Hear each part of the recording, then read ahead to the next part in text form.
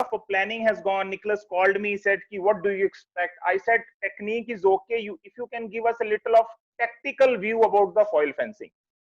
He was kind enough in this COVID-19, despite not having any fencers with him, he designed certain videos. He took out some time from his work, and he's with us today. It is one of the most important, I can say, day for all of you fencers in India, and especially for foil fencers. Now, Nicholas, we have got still people logging in. I'll wait for 5 minutes, then I'll unmute you, because I don't want people to miss in. We still have got around 100 people logged in. We wait till we reach 200 and they do it another 5 minutes or so. Now, Nicholas, I have spoken a lot about Nicholas. We have shared his CV and resume to all of you. Yesterday, I requested all of you to send questions so that we can send it to the Nicholas. Only 1 or 2 people have given questions. And I will give a chance to only those people who has given questions in advance to ask him questions in person. The rest of you have not reciprocated. If we have got a time, we will answer your questions through him. Otherwise, it is your bad luck. I have told you very simply, if you participate, you will get a chance to speak. In last 3-4 days, I am seeing it is only me and instructors who are asking questions. Replies from your side are very poor. See, you want what you answer. आपको वो answer चाहिए जो आपको चाहिए थे. If you are not responding, then we will get into the experts and other people who will give you answer. Still, I will honor few of you if you can write your question in chat box. Again, जब आपको किसी चीज के लिए बताया जाता है WhatsApp community या Facebook page पे, it is not an advertisement of some person or event. It is basically to gauge your mind ki what you want to know and what you know, so that we can tell the instructors and foreign speakers ki how we should go about it. We still have 7, 8, 10 more classes going on in this week. Please send your questions, and questions should be of quality, not basic questions or generic questions, event specific questions. We have got around 100 people with us joining. First, I'll unmute Nicholas. Nicholas, I would request you if you can give a small brief intro about you. About me? Yeah, yeah. Just tell them about your experience as a player, what all qualifications you have. Yeah. We can hear you. Yeah. Or Nicholas, I want you to tell before we come to the lesson and you share your screen. And we have got still people coming and joining us. We will wait for another 5 minutes. I want to tell you, all the people who are listening to you, about your experience as a fencer, your qualification, where are you qualified, and all those things in next 1 or 2 minutes. And when we have got a strength out, about 200 people are still logging in, then you can continue with your lesson. Over to you, Nicholas. So first of all, good morning. I hope everybody is fine. So I have just started fencing from the age of 4. I've been 4 times in top 8 world championships, 1 second, European medals, and now starting to build my fencing career as a coach. Trying to do some more specific research on fencing, especially foilists, and just trying to compare and try to find out how to maximize performance, especially on fencing patterns. I think that's all, and it's like 4 or 5 years now been fencing coach. Okay, great, Nicholas, just one more thing I just want to, just a minute, I'll just mute other one. Nicholas, we have got still 120 people logged in, and because they log in between 10 o'clock to 10:10, so we'll just wait for 2-3 minutes, then we'll start. Okay, no problem. Nicholas, just tell me one thing. What is the foil setup and foil or fencing culture in your country in next 30 minutes or so, 30 seconds or so? What you have got a club structure, You have got a national federation structure, a national Olympic committee structure, and what is the national championship structure in your country? Well, unfortunately, fancy coach has to do all of it. All of it. Okay. That's the that's a real problem. And we're trying to bring all the young kids together, especially the last 2 years. This is Okay. really difficult in Greece because of our culture, of our Yeah. mindset. But we're trying to find a combination between strength conditioning coaches, fencing coaches, and physiotherapists.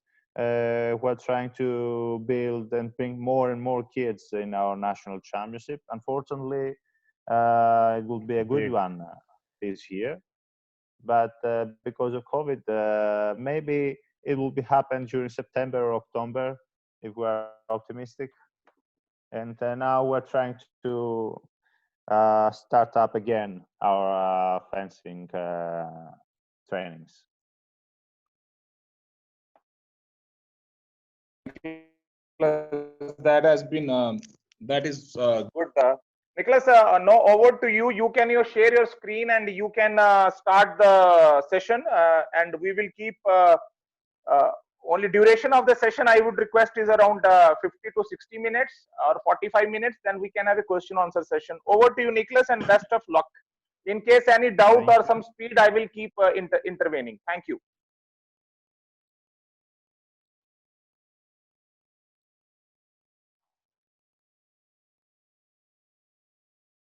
So, may I start? Start? Yes, yes, please, please. Okay.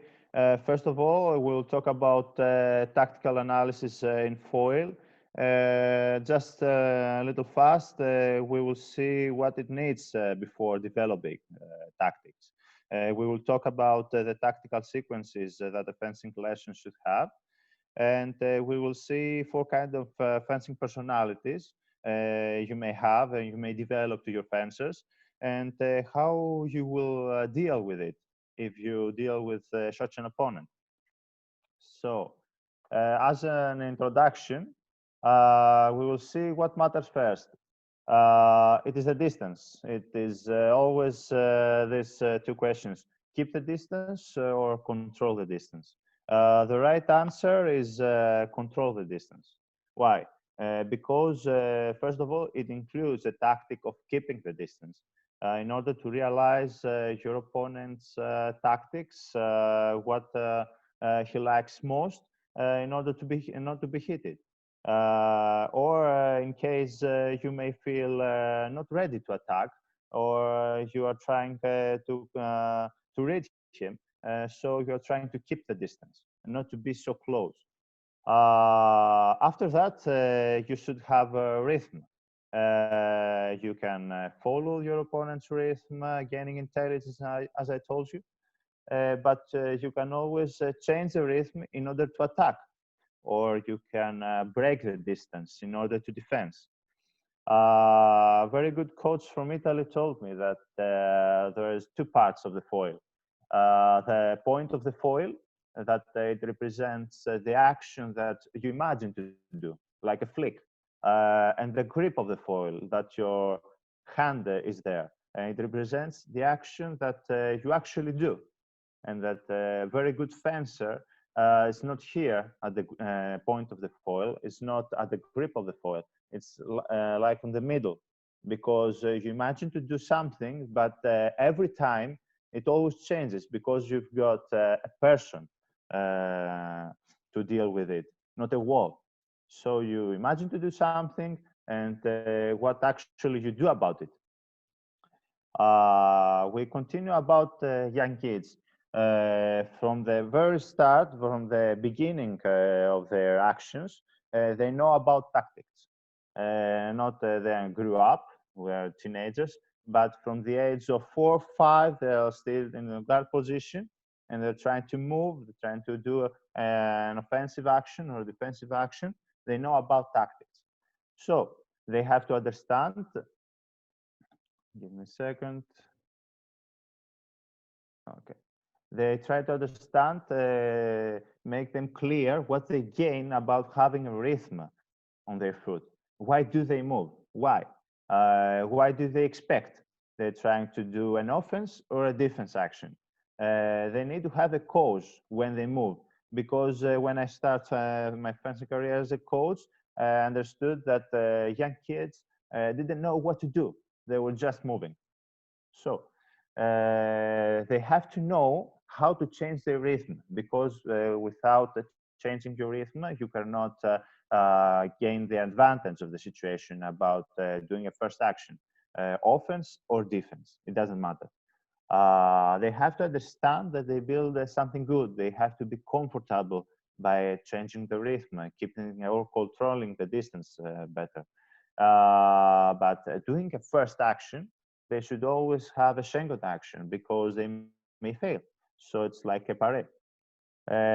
So it does need some special training. It needs a lot of time, 1, 2, 3 years, in order to make a group of kids understand about your mindset. Foil tactics. Let's be more specific. What is good tactics? It is the most effective use of your skills in a fight in order to achieve the best possible result. You are trying to find and exploit your opponent's weaknesses, trying to gain advantage of your strengths. So, what the coach should design in a fencing lesson? They should always have in mind the couple of action and the counter action.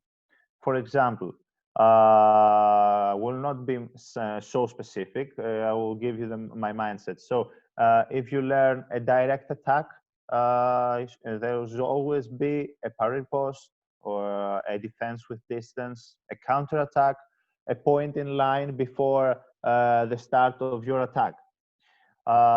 If your opponent does like a parry post, what you should do?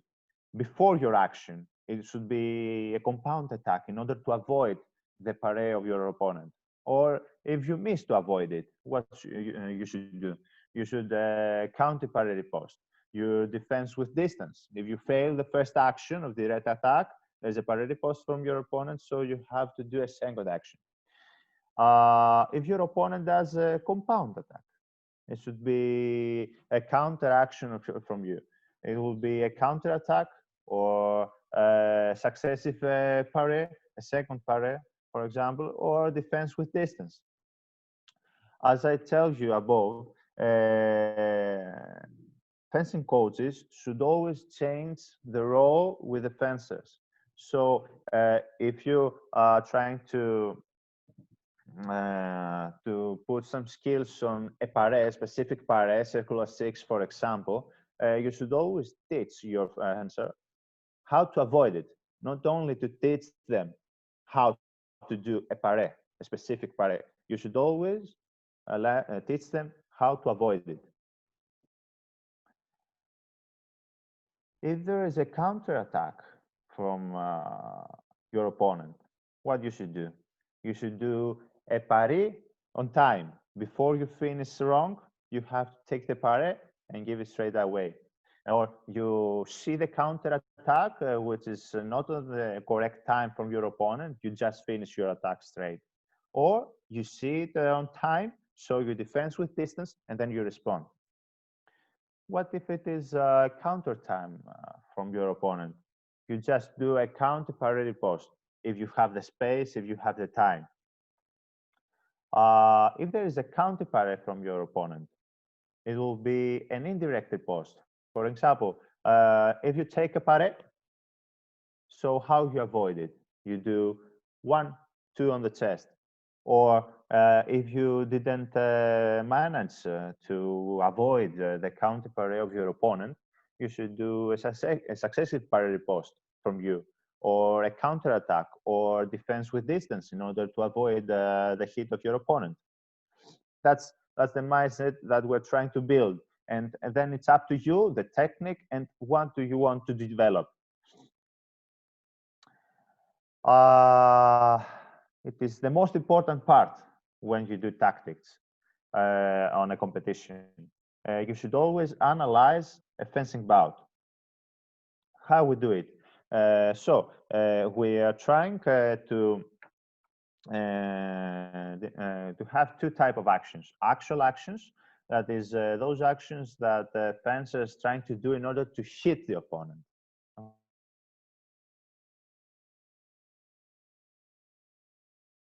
Okay. What are those movements? It is the movement of the feet, of the weapon, separately, all together, in order to start an actual action. It is maneuvering. It is hindering your opponent's actions. It is creating false impressions about your intentions in order to exploit their weaknesses. Preparatory actions are the most important part on this one. Another discrimination of type of actions, it is between first intention actions, intentions to hit immediately, like a simple attack, and second intention actions. It is movements with the intention to make the opponent react to our actions in order to perform another second thought. For example, you do a short attack in order to make them respond, and then you take a second parry riposte. That's a second intention action. We will see further how we will put them all together in order to deal with some specific type of fencers. Another discrimination between type of actions, it will be between premeditated actions and partly premeditated actions. What are those? The first ones are the actions that you have planned before the pre-alley of your referee, just because you know what to do. You know your opponent. You have read him. You have analyzed the way he fences. But in a high level of elite fencing, you always trying to do premeditated actions, but you have a person, as I told you, in order to compete. So suddenly, during the end of your action, fencers see the opponent's movement, so they change their movement. They change from the chest to the stomach, from flick to down. Okay. Also, we have some types of fencing. A lot of kids and a lot of fencers feel the fight. Okay, they read opponent's intentions. There is the experience that plays a great role in this situation. But for me, it is a good start. But in order to become an elite fencer, you should always have premeditated actions, first and second actions. How you do it? You analyze the hits before the fight, having some videos. During the fight, from your side, from your fencer coach side, you see that something is not going good. Like you always attack, but you cannot hit your opponent. So I have to change. I have to defend. I have to do a second intention action in order to provoke him to come. So I will make a parry riposte. Those fencers are in the better position to anticipate further developments, as I told you, and adjust their tactics. There is a long-term positive effect on this. As I told you, high-level fencers are fencing like this. They feel the fight, and they are doing premeditated actions. It is the third type of fencing. They combine, they are both demanding on the opponent. It is a low-level fencer. They will just feel the fight. They're fencing against a high-level fencer, a high-ranking fencer. So they have to feel the fight and always analyze what they do in order to know what they will do in their next action. As I told you, you have to understand why you won or lost a hit. During competitions, we will see four tactical types of fencing. There is continuously attacking fencers who are trying to maintain priority in order to attack and score as many hits from the attack. They push right on the back line. You can imagine Italians. Okay, they are always going forward, always pressing you, always trying to attack, taking the priority. Second, we have maneuvering attacking fencers. They are always trying to move offensively. They change the rhythm. They are aggressive fencers, adapting this kind of fencing.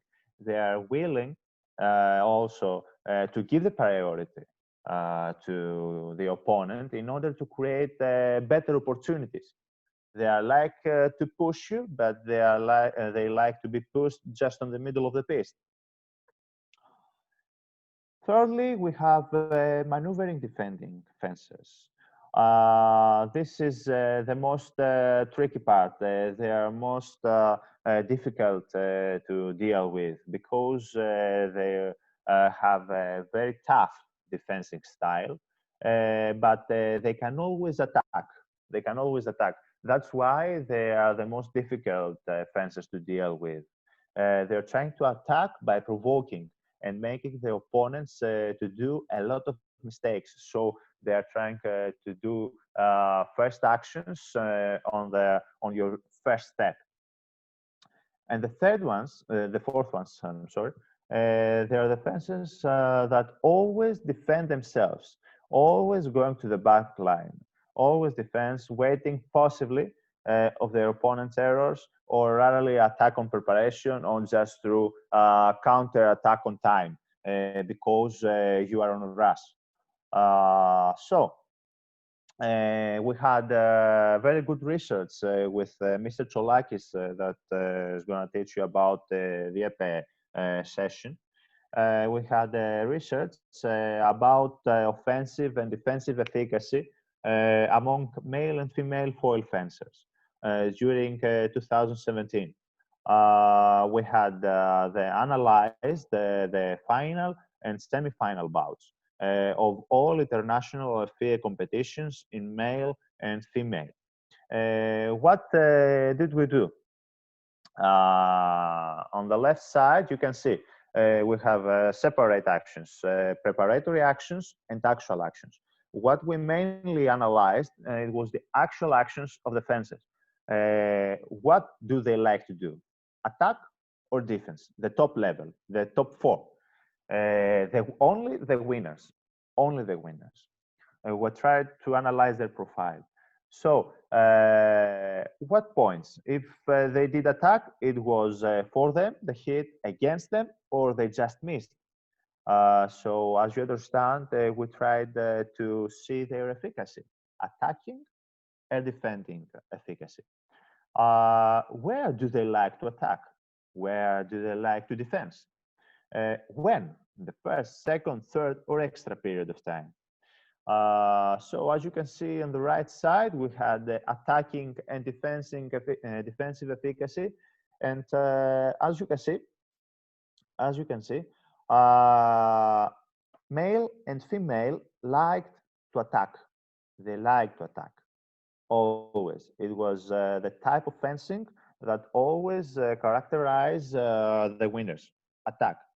The clear duration, time duration of time, it was much shorter for males against the females.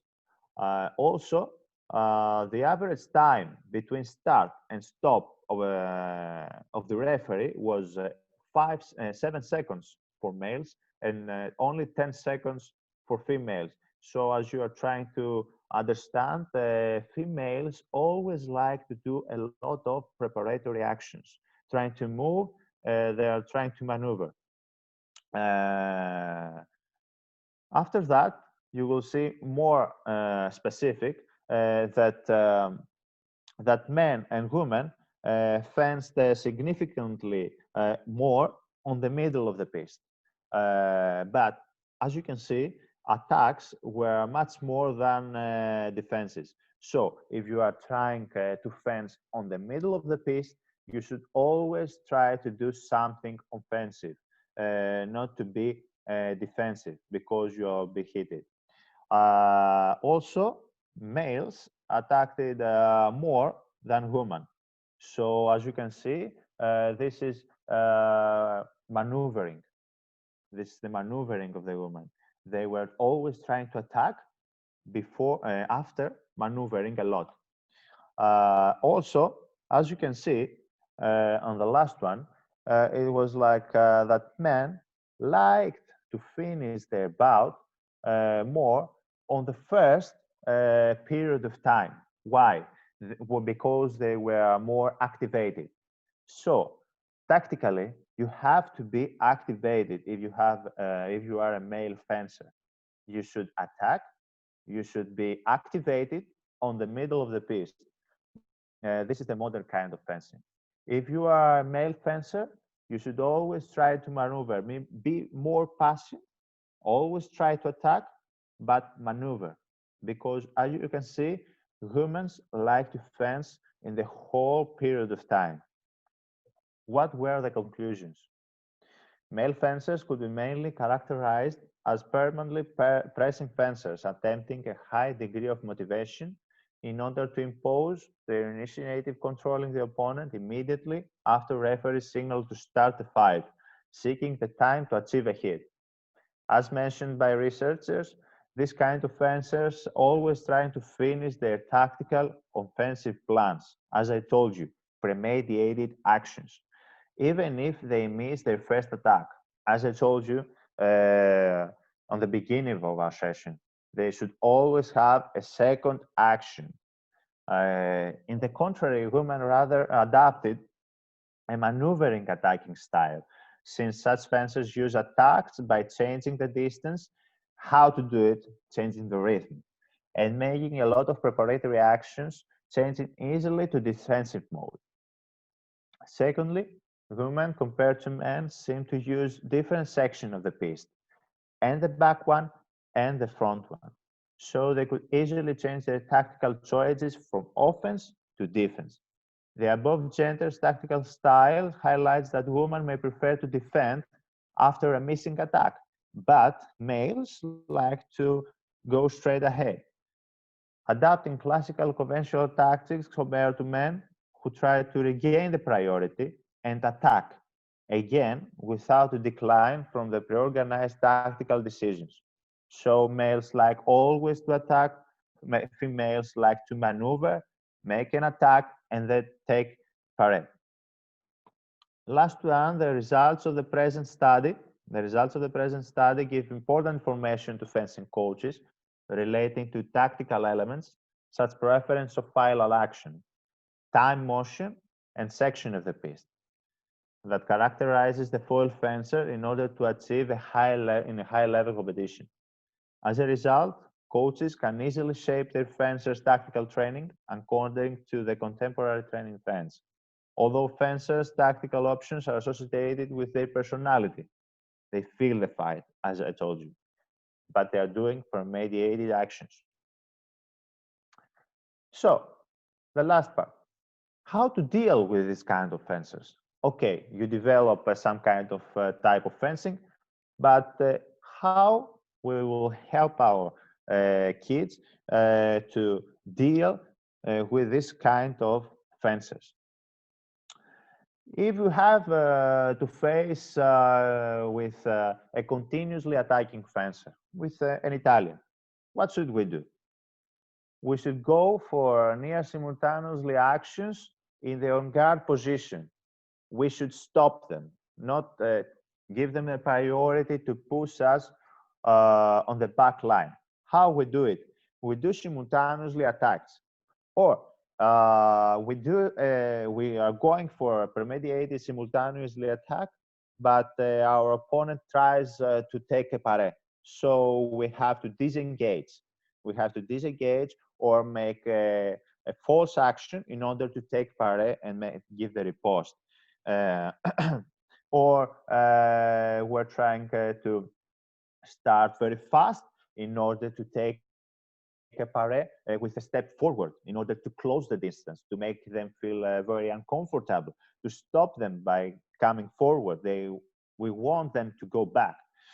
Another one is by lifting our point with a step forward, lifting our point up, opening our chest. So we have three options. The opponent will attack direct. This is the right action that we are actually wait them to do. So what we do? Pare, riposte. We open our chest, so the opponent hesitates and he's searching for our blade. So we just finish with a simple attack. The third one, no, second one. Okay, that's a two. After that, what else should we do? We should threaten the opponent by simulating attacks or counter attacks. We should always have a good distance with the opponent. We should always have fall actions. The distance has to be such that an opponent is likely to react and believe that the distance is too short, it's too good for them, but actually it isn't. In order to defend ourselves, we should always do false actions to have a look as realistic as possible in order to make an opponent respond to our false actions. If an opponent is not responding, the defender should experiment with the distance and the character of the false actions. Sometimes the defender will see the opponent is not reaching, but they're still moving forward. So we did a false action, provoking, in order to cut them off, to gain the priority, but they didn't bite. They are just coming forward again and again. So in this case, we should search for the blade. We should change the distance. We should break the distance. So if an opponent stops in the time when we break the distance, if the opponent stops, we just gain the priority, we go forward. If we go to the back line, we're just trying to get initiative, but some bit on the blade. If an opponent refuses to react to our false actions, what should we do? Then the defender could look for the blade. This is the last action that we should do, only on the back line. So again, one more is point in line. Before they start their attack, we just point in line. Why? If the line is presented aggressively while maintaining a threatening distance, not a short one, not a large one, it is likely the attacker will quickly realize they have to deflect the blade to get them away. So this is the right situation to disengage or to to beat the blade and come forward.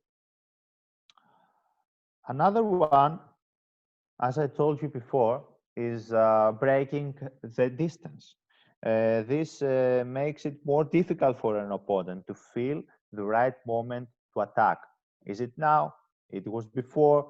It will be after that. They don't know. If you just breaking the distance, not going just forward, backward, forward, backward. You need a good footwork for that. That is the strength coach's job. So what can we do when we break the distance?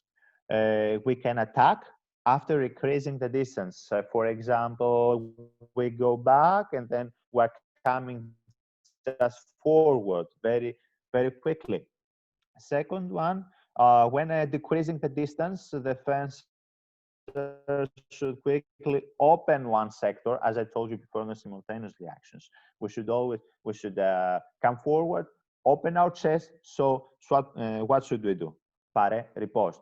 They will always finish their attack, this kind of fences. So we open our chest and we just simple pare and riposte.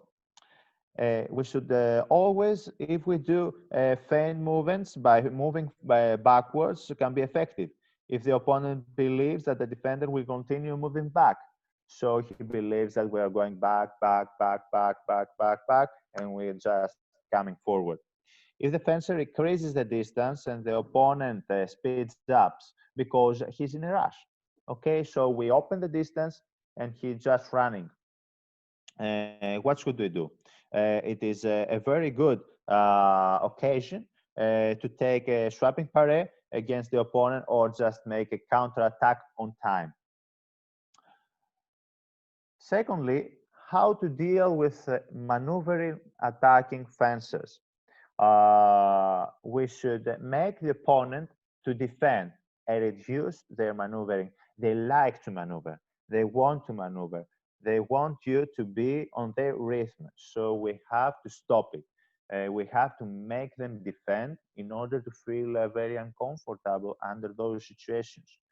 Uh, make them to counterattack in order to finish our attack or take a paré.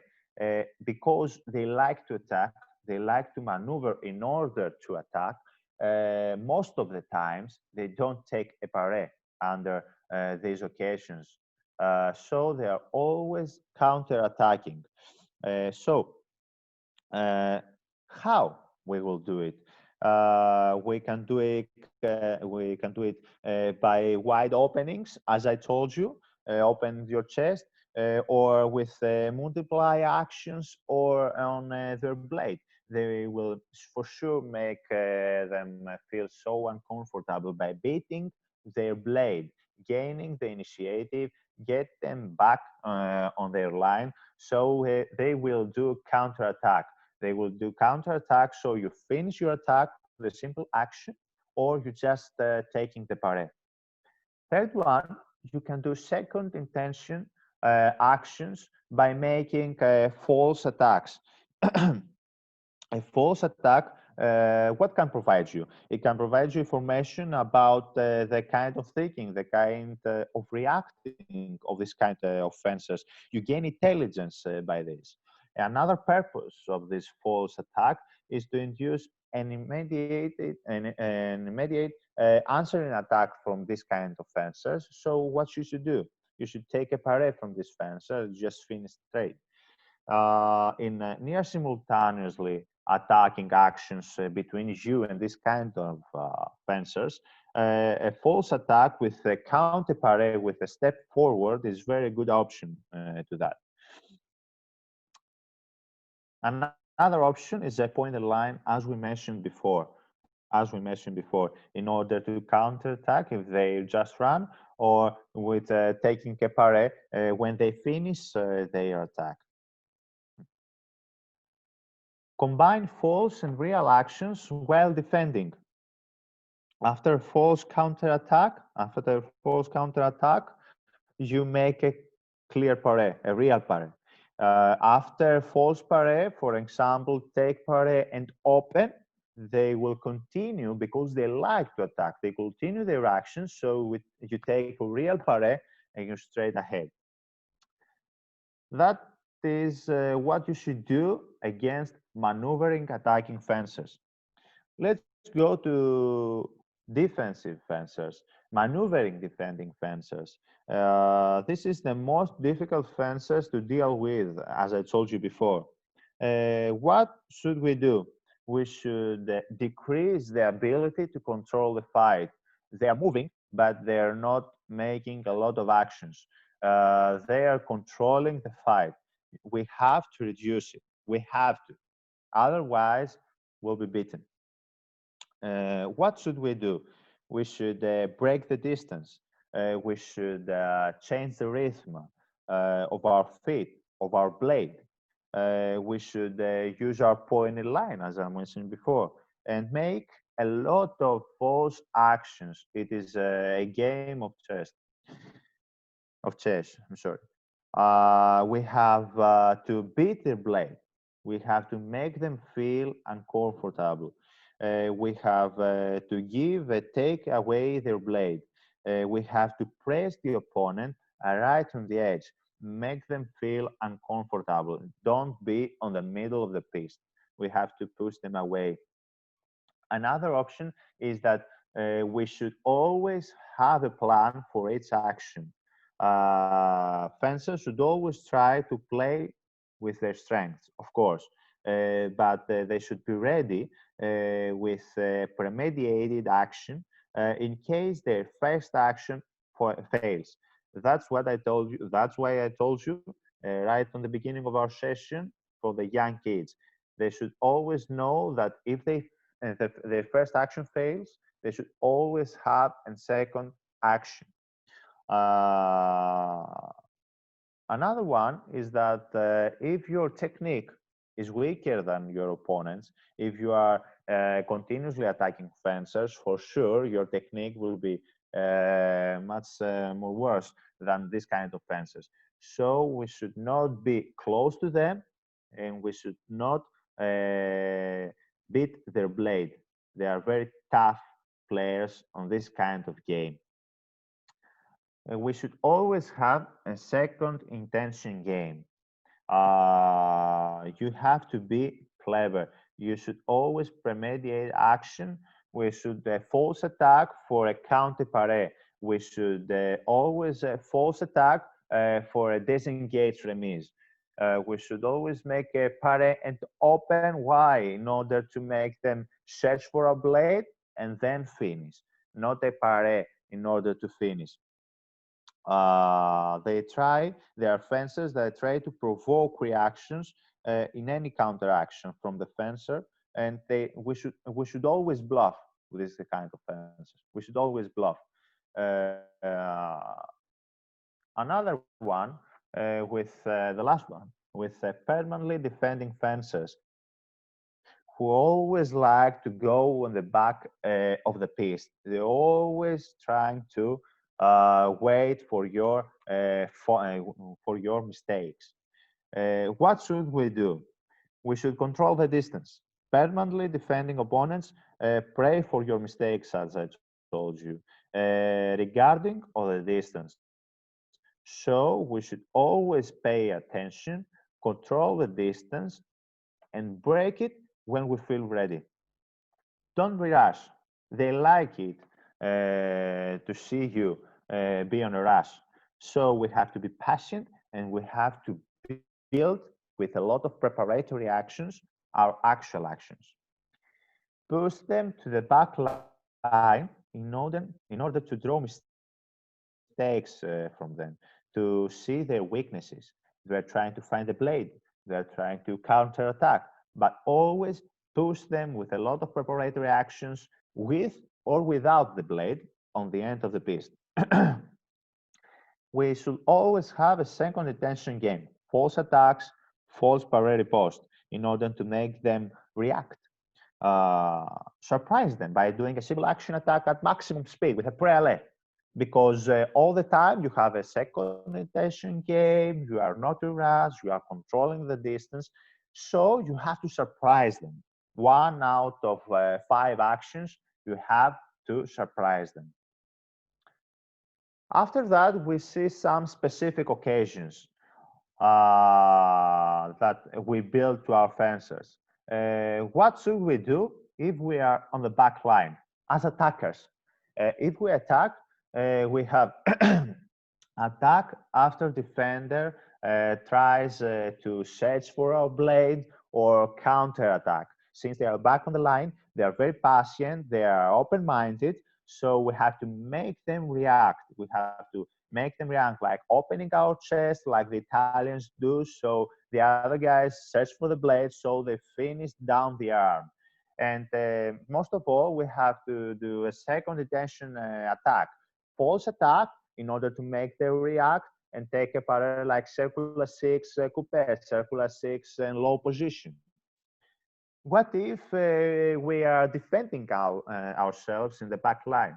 We have to attack with blade. We have to attack with blade in order to gain the initiative, in order to have the right to attack, because the attackers do not wait for that. They are always trying to make wide openings. We should always have a second intention attack, where the back line make a false attack, make them believe that we're not right, but it's not our actual action. It's a second intention action. So we do a false attack, we take the parade. We do a false attack, the opening, so we can counter attack. The first hit, it is very important in a women's bout. As I told you, women always like to maneuver. They are passionate. They are trying to gain the first hit and then defend themselves. But also, it is very important in order to gain some intelligence. You gather the intelligence before you gain the first hit. And if you get it, it is psychologically the most important hit on a crucial fight. The last hit, same tactic. You should always go through the same tactic as you did in the whole bout. Do not change your game. Do not change your mindset. You should always trying to do the same thing. If it works, you should do the same thing. Do not change. If the score is 14-14, by the way, you have to be simple. You have to be confident and simple. Do not think too much. If the score is too close at the end of the bout, and you are trying to you are 2 or 3 points behind the game, so you have to flash. You have to make a run attack, and this should be practiced a lot in this kind of situation during training. How? You should be like 3-1 down, and you should finish the 5-hit game with 1 minute before the end of the bout. Or you are losing 13-10, and there's 1 minute in order to finish the bout. 1 minute priority. Practice it. It's so easy. It's so easy to practice 1 minute priority. Who is gaining this kind of game? The one that is the most confident and with the most simplest actions. So at the end of your training session, after 1.5 hours of having some sparrings with all the fencers, you tell them, fence in 1 point game. If you lose, you just go home. If you're not, you just continue. Not 5-hit, no 15-hit games, just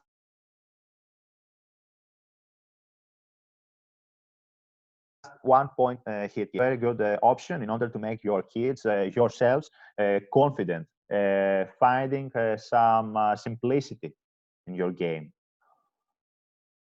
That's all. I would like to thank you very much for your attention. I tried, if I had a fencer right here, I could show you some actions that I just told you before. But I tried with a simple presentation to give you my mindset about type of fencers, how to deal with it, and how to simple build the mindset of your kids. Thank you. Thank you. Just a minute. Okay, just a minute. Thank you, Nicholas. It was wonderful. Krishanji, before I come, can you make me co-host there, please? In laptop, I was logged out. Sorry. Krishanji? Nicholas, just a minute. I'm doing it. Okay. Okay,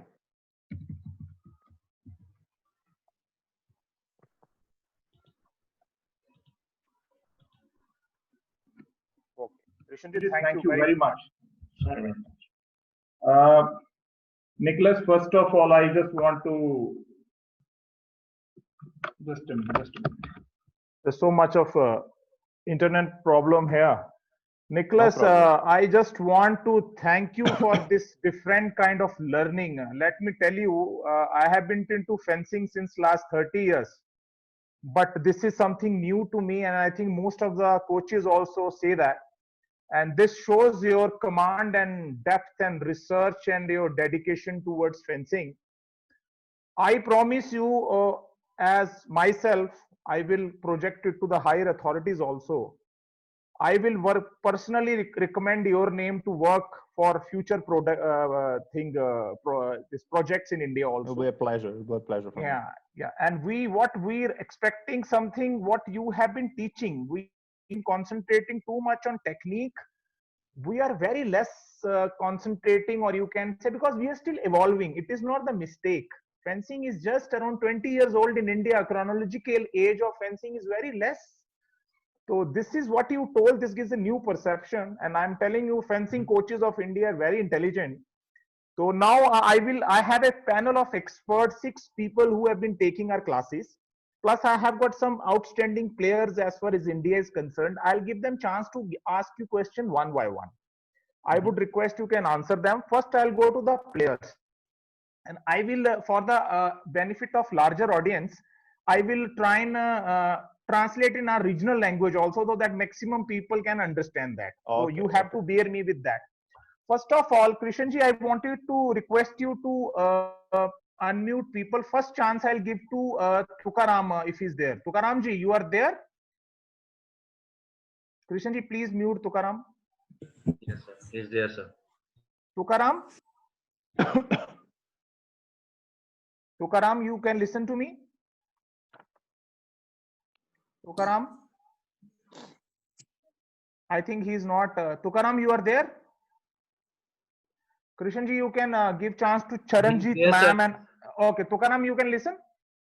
हाँ भैया Tukaram, ask your question to Nicholas and ask it very deliberately. I will say, what is your question to Nicholas? Because you are a foil fencer and you are a foil coach.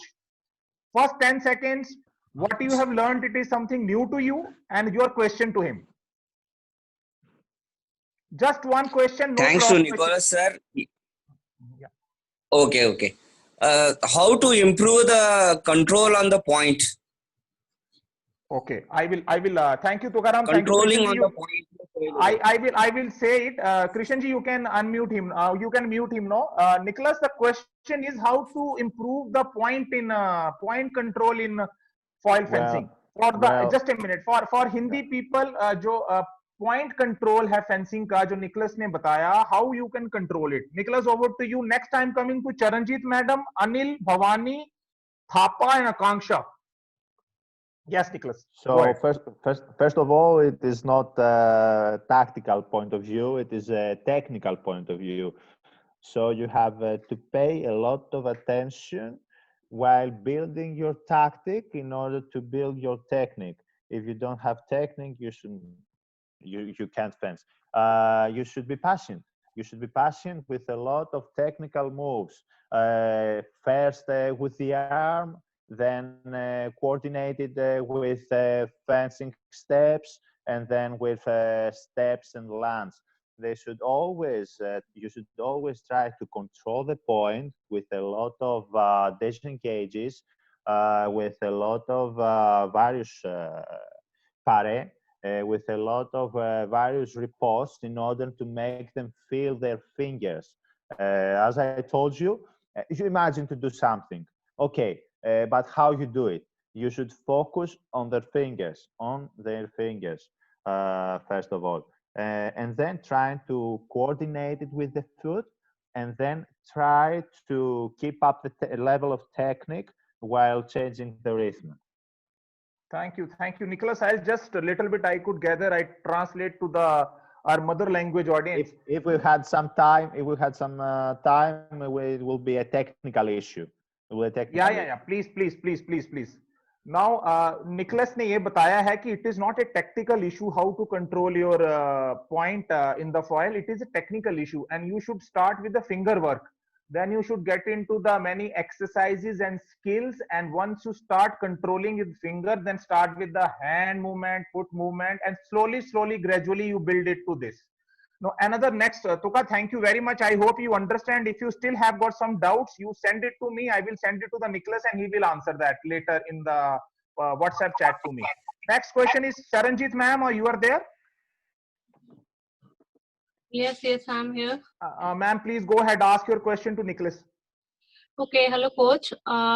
Sometimes we got problem like this. The fencer is very hard working. He's practicing very hard during the practice session, but somehow during the competition, he or she is not able to perform well due to psychological problems like anxiety level high or some other things. So, what are the techniques like how we can improve them from how we can overcome them from that psychological problems?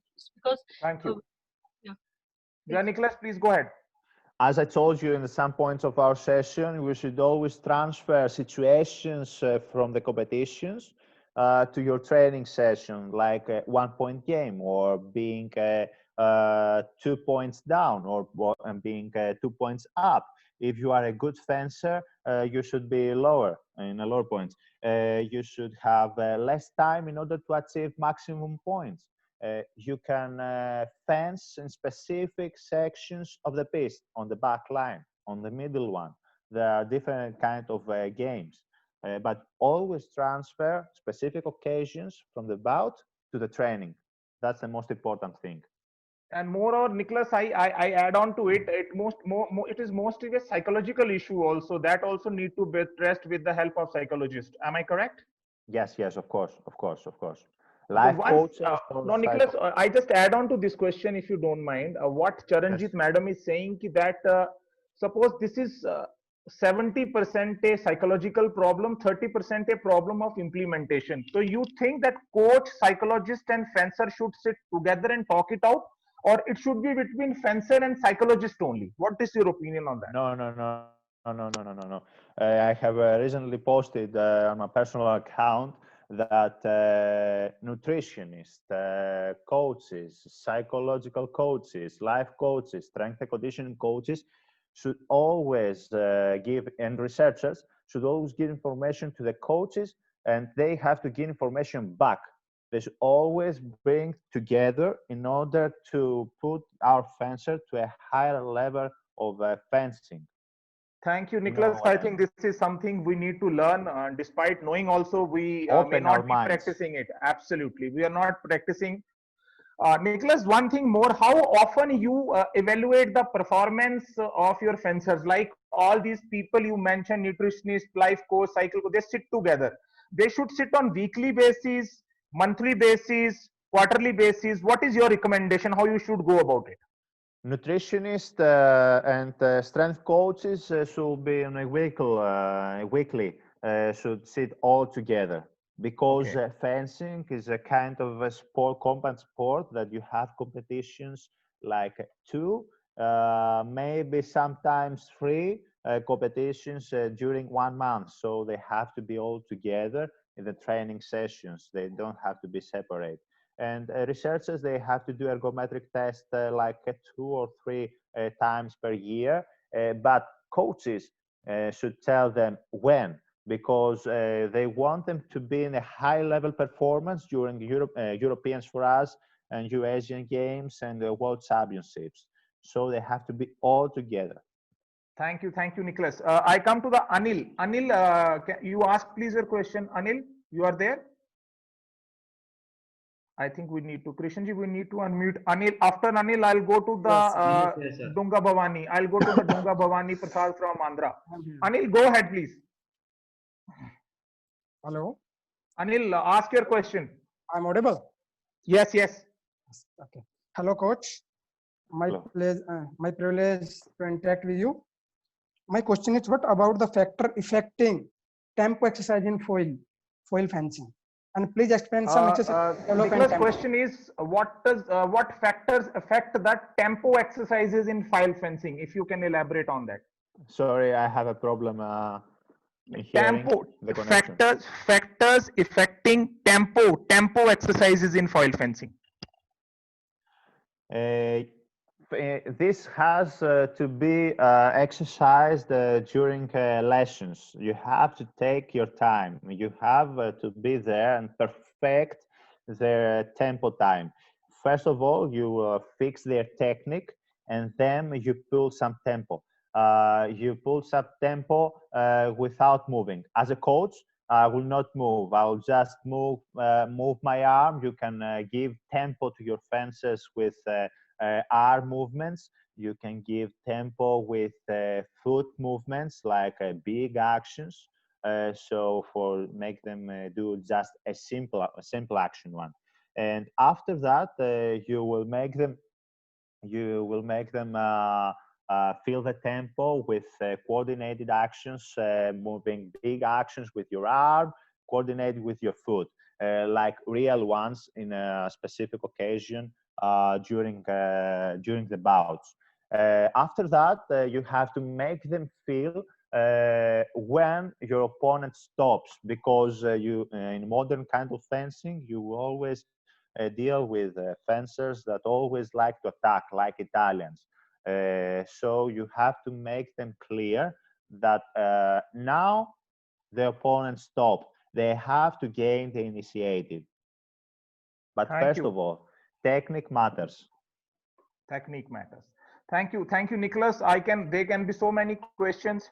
Now people are writing a lot of questions in the chat box, but I told you earlier also, it is a two-way process. You were supposed to send us questions yesterday, then we will ask it today. You didn't obey that, so we are only giving chance to those people who have proved or sent questions to us. It is a lesson for you, those who didn't reply yesterday, they can do it ahead. If still there is a time, I will consider some good questions. No, Dunga Bhavani, you are there? Bhavani Prasad, I will unmute you. Wait. Yes, sir. And, Hello. Bhavani, Good morning, sir. Ask your question. Yes, sir. Sir, how can I develop tactics for a beginner fencer, sir? Nicholas, tactics for beginners fencers. When you should start imparting the tactical knowledge to them other than technical knowledge? As I told you from the very beginning, when they are just they have learned a simple attack, they have learned how to do a simple parry. For example, you have to clap your hand and then make them go for a simple attack, and then make recovery, step back and make a parry riposte. They should feel what I told you. Do a first action and have a second action. This is tactical point of view. After that, they have to move. They have to have their rhythm on the footwork, like in a 2-3 meters space, in order to move themselves. Clap your hand, and then you had told them before you will do an attack as a first action and parry as a second action. After that, you will tell them, I want you to do first action defending action, and second action second parry. This is a tactical point of view. After that, we want them to decide why they move. So, for example, they are moving in this rhythmic way in 2-3 meters of space. Clap your hand and make them feel free in order to decide, I want to do an attack and as a first action, and a parry as a second action. No, the other would like to do the opposite one, defend themselves and defend themselves as a second action too. After that, you have to put them all together with an opponent. Okay, you have there are different kind of games that you could build with small kids, but this is the simplest one, I think. Thank you, Nicholas. We have a lot of questions. No, Roshan Thapa, I will give you a chance. After that, I will come to Akanksha. She has been participating a lot and she needs to be acknowledged.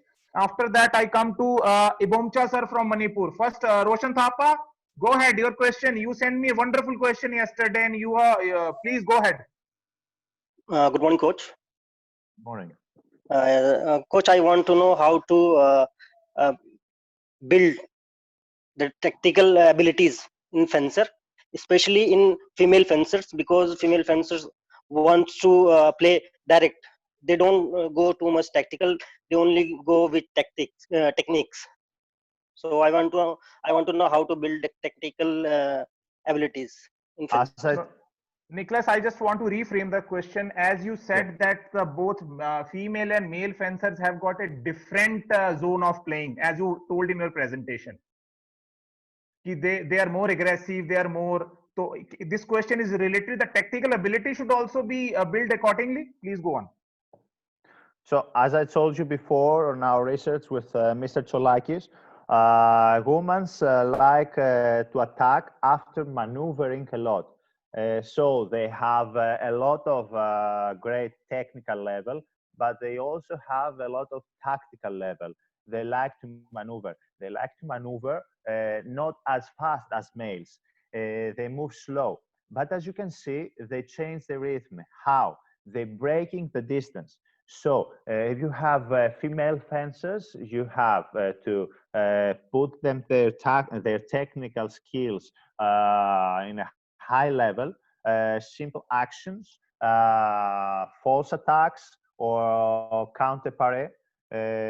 But you should always teach them how to break the distance with half steps back and then come forward, half steps with provoking their point and then coming back.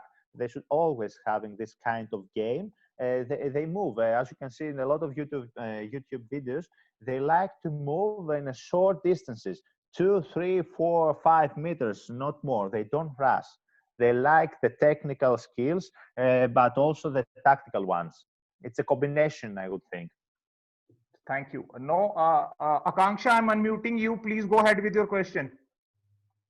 Akanksha Sabarwal, go ahead. Yes, sir. Good morning, sir. Yes, go ahead. My question is, I did a research on the sports competitive anxiety test on 3 sports, and one of the 3 sports, fencing was there, and fencing was having the highest anxiety level. I just want to ask that what should be of initial importance in planning. It should be psychological planning, it should be the nutrition, or it should be performance. What should be at the initial importance for a coach and for a sports performance? Thank you. Nicholas, you understood the question? No, because the voice was too low to listen. I will say it again. She is a researcher, and she has done research on 3 sports, and fencing was one of them. She said out of the 3 sports, she found anxiety level of fencers very high. Anxiety level. You said that anxiety should be treated with the complete nutritionist, psychologist sitting together. But she's saying, is there anything a coach can do to control the anxiety level as a beginner level, or what level? What is the coach contribution in controlling the anxiety level? The findings depends a lot to the other compared sports, first of all. Because if we had a track athlete, of course, the anxiety levels are too low against a fencer, because in fencing we have an opponent. We have an opponent that they change their mindset. They are evolving, not bout to bout, but after competition to competition. So if I face you now, you will be another fencer in the other competition. So that's why the anxiety levels are too high in fencing competitions. So in the other question, all together should sit, as I told you, they have to try to combine their knowledge in order to make fencers feel comfortable. As a coach point of view, as I told in a previous question, we should always transfer situations, occasions, specific occasions from the competition to training sessions in order to make them feel comfortable. Because if we have just pairings, 15, 5 hits during a training session, but it's okay. We come in the competition, we face a fencer, there is a specific occasion. I lose the fight. I'm 5 hits back. What should I do? Have I do? If I didn't do this, if I don't train it during my training session, how I will find solutions, how I will deal with it. It is a new occasion for me. So that's why I feel so anxiety.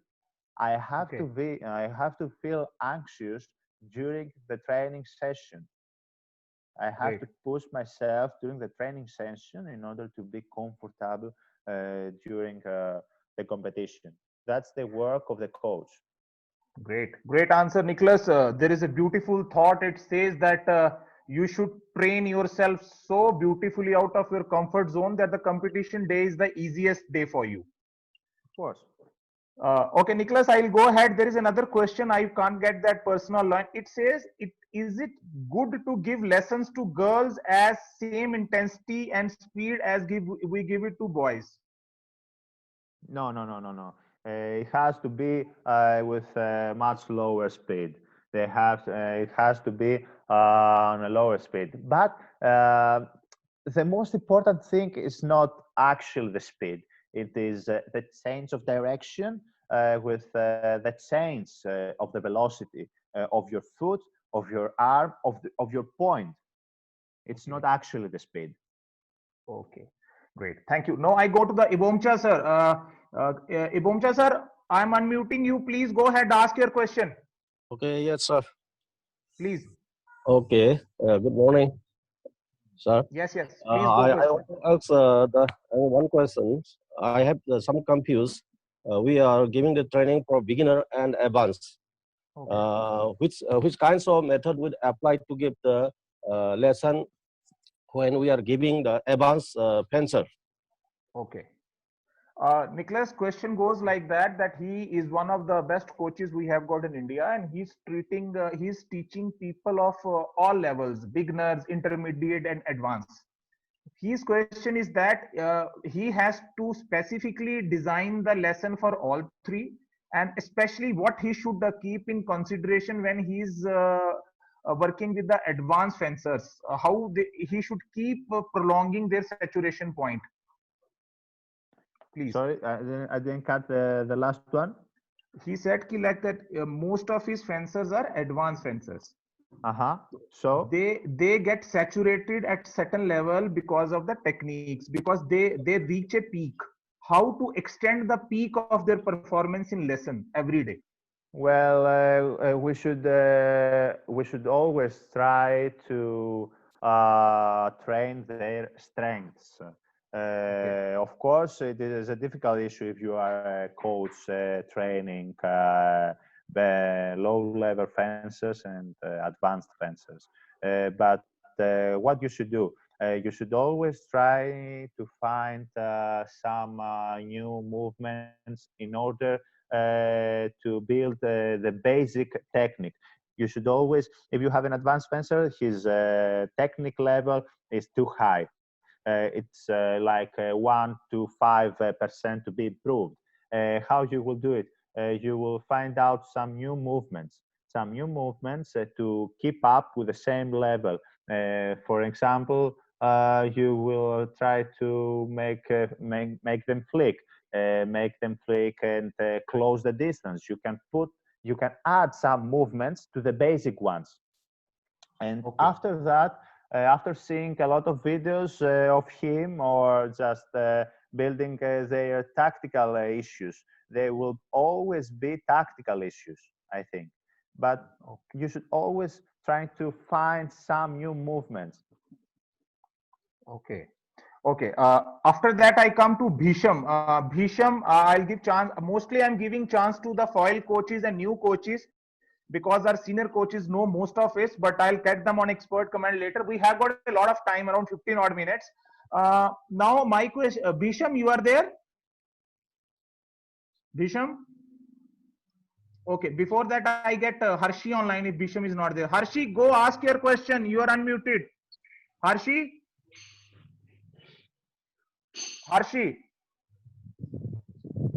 Yes, good morning, sir. Please ask your question. Good morning, coach. Yeah, so my question is that the beginner fencers are more likely on the style of the fencing. They are watching the videos from the YouTube and put style in their fencing. Is any we can solve the problem technically and tactically? Nicholas, his question is slightly that most of the people, they follow their role models from the YouTube, and they try and bring a kind of a style where the role model plays. Is there any way and technique to train them accordingly or correct them? That's the rest of the question you must have understood. Thank you. It is very good they're looking videos from the YouTube. It is quite exciting. They should see videos from the YouTube, but they should always ask themselves, is this a wonderful movement for me? Can I do it? I will try to make it happen, but is it me? If you are trying to do this kind of movement that you saw on the YouTube, but it's not you, it will not be effective. So as a coach, you have to talk with your fencer. Tell them to see videos they want. Who is your most the fencer that you like most? Okay, we should sit down, or you sit down and see some videos. Ask them to tell you 2 or 3 moves that they like most. They'll come and tell you what is it. You will tell them what fits them most. This has to be the job. Thank you, Nicholas. Nitish, I hope you're satisfied. If you're not, you can send me question. I will send him to the Nicholas. And Bhisham, over to you. Unmute. Ask your question. Yeah, hello coach. I want to ask how to tackle the strong slow preparation by the file fencers, and I'm adding to it that what are the strong and good parry combination used by file fencers, and how to combine it with foot movements. Nicholas, you understood? So I can't hear. Now he said for last question is that what are the strong parry combinations used by foil fencers and how to combine them with footwork? Foil with footwork combinations? Question is that what are the parry combinations to be used by a foil fencer and how to combine them with footwork? First of all, you have to learn new pares or the basic ones by remaining still. You have to put a high level your point technical issues while remaining still. After, by moving backwards. After, by doing consecutive pares while moving backwards. That's what you should do, gaining intelligence about making pares. It is a technical issue. If I had a fencer, I could show you right now, but you should start from the basic ones. Fencing seems to be very complicated, but it is actually very simple. If you see high-level fencers, they fence really simple. They have 2 pares, 2 attacks, but it is the right moment that they make them discriminate them from the medium level or low level fencers. It is the time that they actually doing their actions. There are 2, 3, 4 actions that they will do. Keep it simple. Thank you. No, Rajiv Goldie, I am unmuting you. Ask your question and ask it very slow. Rajiv Goldie. Rajiv Goldie, you are there? Rajiv? Rajiv Goldie, I have unmuted you. Rajiv Goldie? I think he is not audible. No, I'll go to somebody else for the question. There are a lot of people who are there. I want to give chance to this young bubbly fencer who has been attending all the session. Utsavi, go ahead, ask your question. Utsavi? Yeah, you are not able, I am not able to listen to you. No, there's some, yes, Utsavi, no, go ahead, ask your question. Good morning, sir. Morning. Yeah, please go ahead.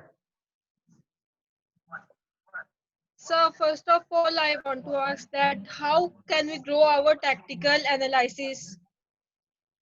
Okay. Hello? It's Katen. I know that. Nicholas' question is that how to grow the tactical analysis. Doing practice is okay. How you, whatever tactical training you are doing it, how you analyze that? How do I analyze my fencer's bouts? As tactical training, yeah, tactical training, yeah. Tactical training. Yeah, how As to analyze that? How to analyze it or how to build the Now, tactical how mindset? to analyze it? How to analyze it from coach's point of view and from fencer's point of view? So I will answer you as we did it on our research with Mr. Tsolakis. We analyzed their actual actions. So you have to see it was an attack or a defense. Let me. You can take one example. Okay, you are taking. Okay, please show that. He is showing you with the help of screen. After that, I'm coming to Rajeshwar. You be ready with your question. We still So have got it time. we had the actual actions that we discriminate them between attacks and defenses. If they did an attack, it was for them, against them, or they missed. We had to analyze the missed ones in order to know their efficacy. In which sections? Where do they like to fence? They like to fence on the back line. Are they effective? If they are not, why shall they continue to fence in this kind of game? No, they should fence on the middle or in the front section of the game.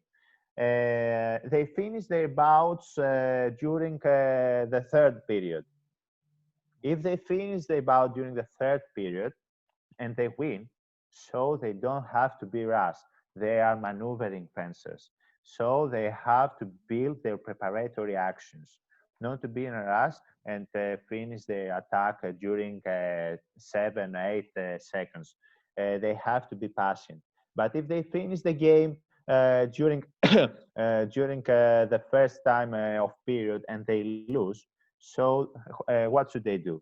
They should develop their defensive skills, because if they lose during the first time period, it means that they are very ineffective with permanently attacking fencers. So they don't know how to defend themselves. So you have to build their technique defensively and tactically. What should they do? As I told you, it was like breaking the distance, making some simultaneously movements on the middle of the piece, cut them off in order to take the initiative, point in line, breaking the distance. That's a very simple example of making you understand how to analyze one fencer's weaknesses and how to build their strengths. Thank you. Nicholas, thank you. Nicholas, you have some time. I hope you are not busy. You have got a commitment. You have some time. Okay. No, and there are a lot of many problems. People are saying that I am not giving chance to some state coaches. I could find out there is a coach from Maharashtra, is a dear friend also, Kedar. Kedar Dhavle, you want to ask question? I'll come back to you. Please ask your question. I am unmuting you. Kedar Dhavle. Kedar? Kedar, you there?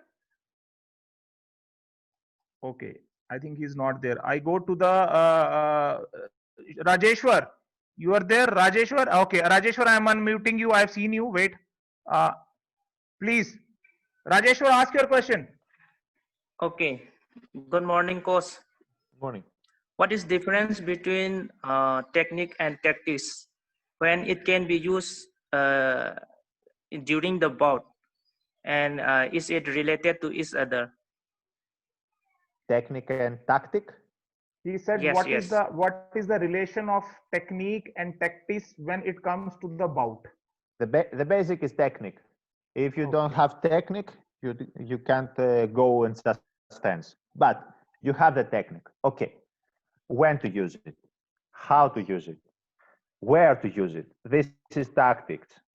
So it is a combination. Okay. It is a combination, Rajesh. It is a combination with psychology, of course. You have to feel very comfortable. Nicholas, what I could gauge, he said that you like technique so is in the muscle memory. You build it over a time with the coaches. But how you plan your bout tactically? It is prior to the competition, during the bout. How you plan your tactical build of the bout? Where you plan? That is his question. It depends. For example, if you fence with a fencer that you don't know him, you should do a lot of preparatory actions in order to exploit their weaknesses. Wonderful. And put your strengths, because you may be a high-level fencer. Okay, feel the fight, go for it. But there are a lot of examples during FIA competitions that you could see low-level fencers beat high-level ones because they felt so comfortable and they just lost the fight because they didn't pay attention. So you have to pay attention on your preparatory actions. You build your tactical issues during the fight because you don't know the fencer. On the other hand, you know the fencer. You grew up with him, you know him for 5, 10 years, I don't know how many. So you know how to fence him. He knows how to fence against you. So you build your tactical actions before the bout, since you know him. But as I told you, he knows you, you know him.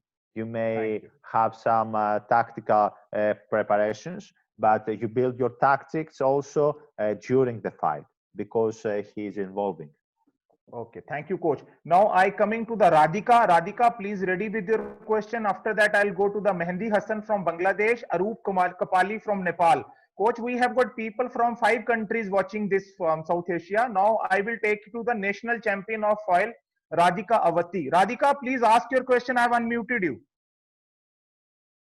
Radhika, can you listen to me? Radhika, I think she's not there. Okay, I'll go to the Mehndi Hassan. You are there? Arup, I can see you. Ask your question. I'm unmuting you. Arup Kapali. I'm not able to unmute him also. Some problem. Okay. I will go to somebody else who can ask the question. I go to the Bhanu from UP. Bhanu, please ask your question. Bhanu, ask your question. Bhanu? Okay, she's not ready. Mandy, please go ahead with your question. Mandy, I've unmuted you. Mandy, go ahead. Mandy, wait, I am unmuting you. Yes, go ahead with your question. Please go ahead. Yeah, hi Nicholas. I have a simple question like if a fencer's fencing with a new fencer like he's very aggressive kind of like usually fencers what do if I go for attack he go for parry, but if the opponent is not doing fencing simple things but he go for something else or he's not I cannot determine what he gonna do, then how to analyze that kind of fences. Nicholas, the question first of all, Mehndi Hassan is from Bangladesh. I haven't given them enough time to frame their questions. So his question, what I feel is like that, that how to play with an awkward fencer who has got a different kind of technique. Though most of the people, they give up in front of an awkward fencer. So can you answer that? Thank you. You have to take your time. Since you know he's awkward, you don't have to be in a rush. If he's awkward, so his technique is not too good. I think that his tactic is not too good.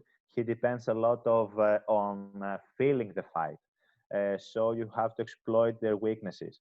You have to take your time, make some feint attacks in order to make them react, because they react a lot if you do your first action. If you do your first action, they react a lot of awkward. So you miss your attack, so you miss your psychology. You get very anxious, you lose the game. So you have to do a lot of preparatory actions, seek for the moment. Seek for the moment and also for their wide openings. wide openings. You have to control the distance, nothing else. Thank you. Now, Rajiv Goldie, I'm unmuting you. Ask your question very deliberately. I will do it. I will do it. Yes. Rajiv Goldie, go ahead.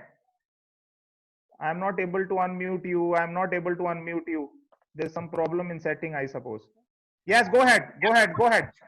Sir, my question is, when beginner fencer is playing with advanced fencer, and sometimes it happens that they are not confident, and when they play, they are playing like just like nothing. They are just like nothing. They feel that we are just like nothing. What intention, what technique we should use? Is it good that we are allowing them to play with the advanced fencers during practice? Is it helpful? Okay. The coach question, I will further refine the question. I think what he intends to say that the beginners fencer should be given a chance to play with intermediate fencers and advanced fencers, or no? Sorry, because I was searching for my notes in order to answer. Once again. He said that like a beginner or intermediate fencer, should he be given a chance to practice with advanced fencers or no? Of course. How often? Daily. Rajiv, it should be done daily, but in some proportion, not every day, not complete time of the lesson. Yeah, because you need the intermediate fencers, and also high-ranking fencers need the other ones in order to grow up some new skills. You can, if I'm advanced fencer, I can't put some new technique on my bout against a high-level fencer during training sessions. And moreover, it is a low-level fencer. And Nicholas, moreover, it is a more of the recreation also for them. They enjoy it. Like I just was reading a paper in US, this swimming program, which is the most successful program. They have got a concept of Swimmers Friday, in which swimmers can get their friend and swim with them. They can be beginners, they can be intermediate. It is kind of a recreational training for them. It's a wonderful concept I read around few days back. Of course. Bhanu, question to you. I'm unmuting you. Please ask your question. Hello, coach. Good morning. Hello. Good morning. My question is this: if a fencer play with the elite player, she is sometimes they are not comfortable with them. They are just what to say? They are they lose the bout with them, or they not play actual. They are what they are playing. Now, Nicholas, I will frame the question. What happens in the national championships or international championships? People have been training too good in the practice. They are executing skills, what coach is saying. But when it comes to competition day, suppose, for example, I, as a woman fencer, have a bout with Valentina. So many things go to the head. Although you have already said you should keep training in the practice. If you can give one answer to her, how to prepare fencers for big matches. They have to be confident. It has to be work between coaches and psychology and life coaches, first of all. Second of all, they had to believe to themselves. They have nothing to lose. Go for it. Just go for it. And of course, you can't deal with a high-level fencer without training with one. You need a high-level fencer. If you don't have one in your country, go in a training camp. That's what I did during my fencing career. That's great. I will get you certain more questions. Ganeshan, I'm unmuting you. Ganeshan, ask your question. Go ahead. Hi, good morning, Mr. Nicholas. Morning. So my question is, you mentioned as a specific occasion, the back line and first hit, last hit, and close quarter, and 1 minute periodicity. This type of situational bouts, which period is correct? And per session, how many bouts we can give? Per week, how many sessions we can give to the fencers? Okay. Nicholas, you could understand? How many sessions you mean lessons or? Lessons and bout both. Yes. It can be daily. The fencing lesson, it can be daily. If you have a very talented defender, it should be daily. You should separate between technical issues, tactical issues, speed, new movements, prepare them before a competition, 2 or 1 day before with their strengths tactically, and give them time to make them feel comfortable with some moves they like. Fencers, and I tell you, we like to do not only during training session but also during fencing lessons bits that we like. How many bouts? I think you asked during training session. It would be very good if you have a low-level fencer. You know, there are a lot of marathon games, competitions. It is the most important competitions, I think. They need a lot of bouts, young fencers. But if you are an intermediate fencer or a high-level fencer, you need less bouts with high quality. What I mean, high quality from the perspective of you. If you have I am a high-level fencer. If I fence with you, you are an intermediate fencer. I just don't have to go and fence to say that I had a training session. So, Nicholas, it's a great answer. No, I will stop the question answer here. I will get my panels on my instructors. First of all, I would request instructors, I will get you one by one. First, so you give your opinion about session in 20 seconds, and you are at your will to ask one question. Please don't get into the this argument ki this is this. Now, first of all, Nicholas, I wanted to ask you one question which people have been asking since long. Ki how many lessons a coach should give per one day in a club? It is, I don't know. It depends on the fencers. But a fencing coach, as many fencing lessons he will do. He should be there for each fencer. He should look for each fencer as one, not to do the same kind of lesson in order to say, oh, I did 20 fencing lessons. No. Okay, it should be a basic one, but you have to promote the strengths of each fencer. But during a training session, if you are 2 or 3 coaches, it is fine. One will give lessons and the other 2 will support the training session, looking for the weaknesses, the strengths of your fencers. But if you are alone, you should not do that because you want them to see them and correct them, their technique, the tactical mindset during the training session, because they will feel anxiety during the competition, as I told you before.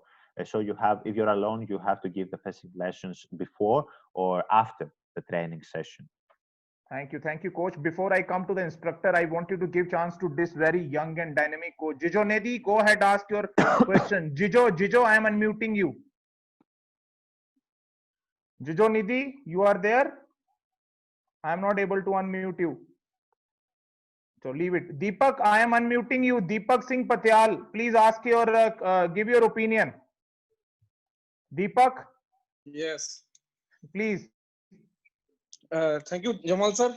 And thank you, Nicholas. It's a very useful lecture for Indian coaches, fencers, and very nicely explained, good contents, and very nicely step by step explained. And मैं एक चीज बोलना चाहूंगा कि बहुत difference है Indian coaching system में and European coaching system में, बिकॉज वहां पे जो जैसे इंडिया में डिप्लोमा कराया जाता है और वहां पे 4 इयर्स का masters in P physical education करवाया जाता है. तो एक मैं बोलना चाहूंगा कि एक वैसे ही कोचिंग में डिफरेंस आ जाता है जब हम 4 साल की मास्टर डिग्री करते हैं और 1 साल का डिप्लोमा करते हैं. बट जो मुझे अभी पता चला है कि हमारा डिप्लोमा का भी जो NIS डिप्लोमा का भी सिलेबस है उसको रिव्यू किया जा रहा है तो I think it's a very useful for Indian coaches, जो फ्यूचर इंडियन कोचेज हैं उनके लिए भी काफी अच्छा रहेगा। जो रिव्यू, ये जो दोबारा सिलेबस को रिव्यू किया जा रहा है, ये अच्छा रहेगा। बट जो आज का लेक्चर था वो बहुत अच्छा था एंड बहुत यूजफुल था फॉर फॉइल फेंसर्स, कोचेस, इनफैक्ट सभी फेंसिंग प्लेयर्स के लिए एंड कोचेस के लिए। Thank you. Thank you, Deepak. Now, Nicholas, what he was saying that in India, coaching degree is for 1 year, but in your country or in European setup, it is for 4 years. Hence, we are trying to revise that our coaching system also. Both, and I always appreciated this personality of yours. Thank you very much. Now, I'll come to the another instructor on the panel. Let me see. Mohit ji, over to you. I have unmuted you. Thank Over you to very you. much. After that, I go to Rashid. Am I audible? Yes, yes. Thank you, Nicholas, for a wonderful lecture. Very enlightening. My question is, you have told about attacking fencer. You have also told against a defensive fencer, maneuvering fencer. I want to know about how to deal left-hander fencer. A fencer who is left-hander, and a fencer who is short height, and a fencer who is long height. Tactics against short height fencer, long height fencer, and left-hand fencer. Nicholas, you got the question? Against the left-hander fencer. You are a left one or a right one? I'm a lefty. No, he said ki what is opponent is lefty or righty against the left-hander fencer. Lefty to lefty. So I'm a right hand and you are a left one. Yes. Yes. Okay. It should be difficult because our points are much closer than dealing with a right one, for example, at the same hand. So you have to control the distance much better than with the right one. There are two options. You can have your point with the outside line or with the inside line. If you defend yourself, you have to be on the inside line. Okay. On the inside line. While defending. Because you know where they will go. You know they will go. They are trying to go from the inside. You have to have a very good technique. So we'll go from the under the hand. You go for a undercut. So they don't have space. If you have a very good on guard position, they will go from the low one. Also, it is a very good option defensively in order to counter attack. If they are on rush, they are doing big movements, they are opening their chest. If you are attacking, you have two separate occasions. You can be from the inside or from the outside. It depends on the personality of the fencer. But as I told you on the results of our research, you should give lessons. It's not something unusual. You should give lessons with the right hand and with the left hand with your fencers. That's what I do. Because in the first beginning, I was seeing fencers asking me, what should I do? What should I do? It's the left one. Okay. Do more fencing lessons. It doesn't matter.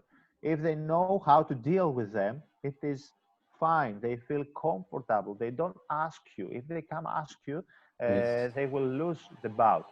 Yes. They will lose the bout. But the most important is, I told you in the beginning, the points are much closer. You have to control the distance much better.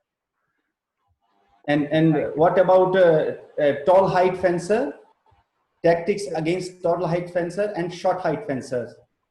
If we fenced against tall fencers, yeah, they don't know how to coordinate themselves. But as we can see in modern fencing, a lot of strength and conditioning coaches made them control themselves and having a very good coordination. So they are much difficult to fence against them. So you have to control the distance. If you see, for example, a Korean guy against Chamberlain Watson, you can see them breaking the distance without coming so close, making them feel uncertain about it's the time to attack or not. It was before, it was then. So you have to control and break the distance and coming forward with the beats on the blade if you are a short one.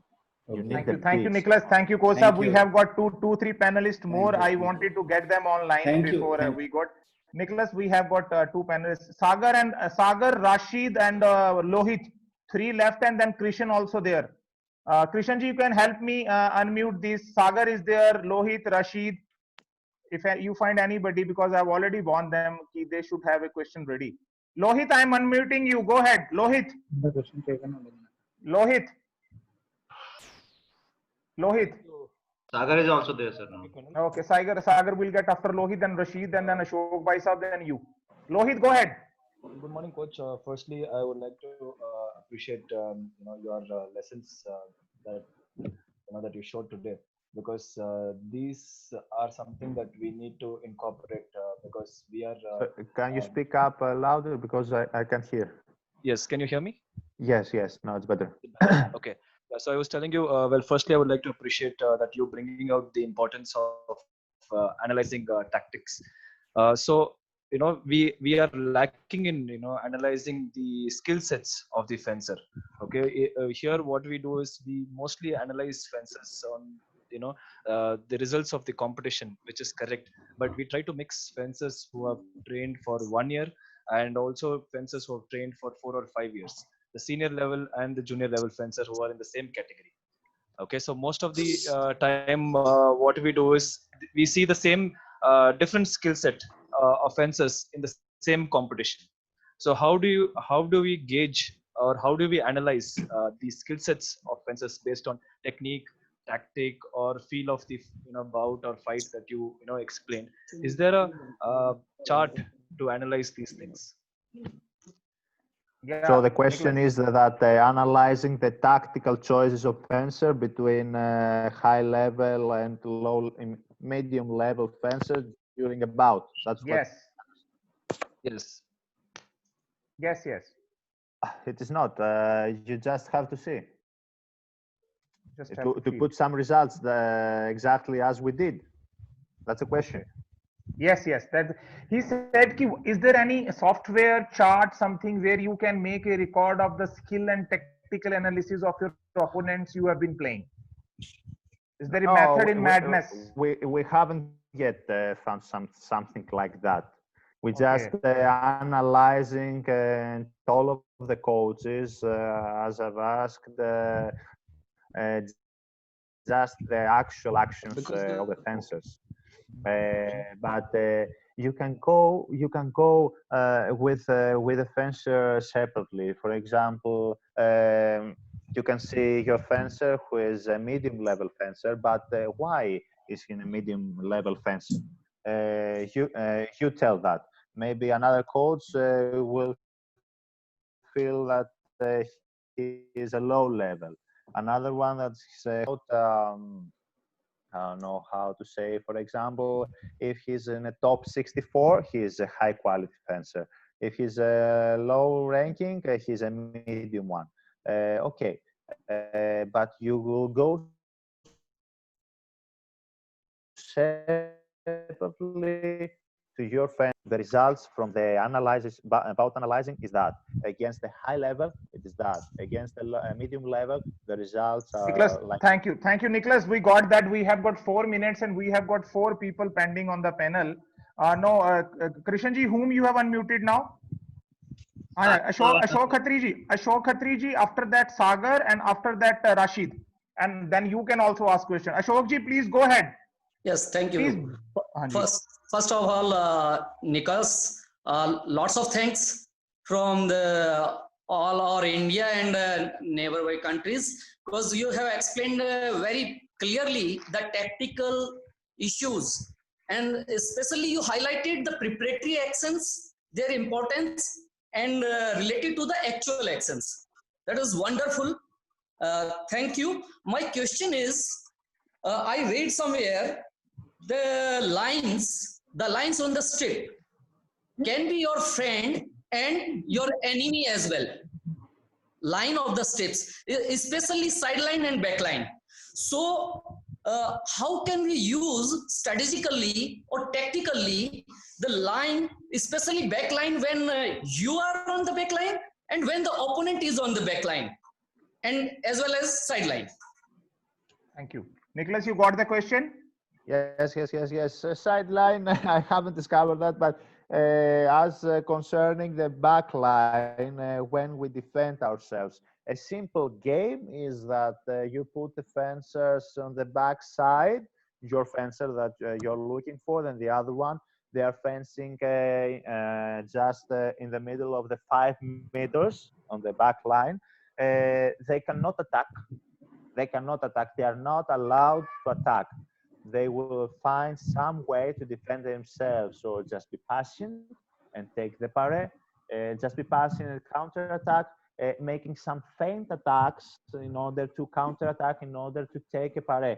They are not allowed to attack. They are not allowed. Also, they are not allowed to another game to search for the blade, because as I told you, if you are an attacker in this occasion, you are you are waiting for the opponent to search for the blade in order to finish. So do not allow them to search for the blade. But you have to be there. Don't make any fencing lessons. Be there and correct them. Thank you, Nicholas. I am muting the people because I am short of time. I have got 3 more panelists on to ask the question. Sagar, you are there? Yeah, I'm here. We can. Please, Sagar, go ahead with the question. Then I'll come to Rashid and then Krishan. Thank you very much, Nicola. It was a wonderful session where we have learned a lot of new things, new type of preparations, and how to use it in the proper way. So my question is, when should we start a tactical training for a fencer? At the beginning, did you propose that when we start at the beginning itself, we have to start, or once they have cleared their basic action, after that we have to start their tactical training? No, as I told you in the beginning of this session, from the brief beginning of fencer, they should know about tactics. For example, you could tell them to make 2 steps forward, double step forward and 1 step back. Why are they doing it? Why? Because they expect to gain intelligence from the opponent. They will attack, so they will make a paré riposte. They will not attack, they will lose the distance, so we will attack. So this is tactics. This is tactics. They know why they move. Simple tactics. I don't tell you high-level ones, but if you don't build the basic ones, you cannot have a high-level fencer. They should know why they move. Great. Thank you very much. A wonderful answer to a wonderful question. Now I come to Rashid. Krishan, you can unmute him. Rashid, you are there? Krishanji? I'm not able to unmute him, sir. I'm not able to unmute him. Acha, you can ask your question. I'll try and see it. You can ask your question. Thank you, Nicholas, for wonderful session. I have one question. It is regarding your research paper.